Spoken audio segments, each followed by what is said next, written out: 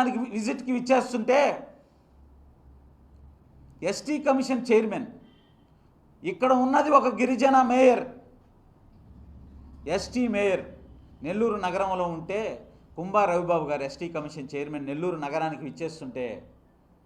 వారి విజిట్కి వెళ్ళి వారిని ప్రోటోకాల్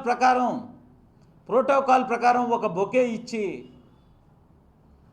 వారిని పలకరించాలని కోటంరెడ్డి గిరిధర్ రెడ్డి గారిని నేను అడిగితే,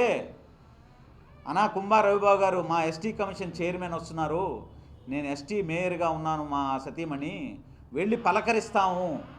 అని కోటంరెడ్డి గిరిధర్ రెడ్డి గారిని అడిగితే ఆ పక్కనున్నటువంటి వ్యక్తితో, చూడు వీడు కులం క్యాస్ట్ ఫీలింగ్ చూపిస్తున్నాడు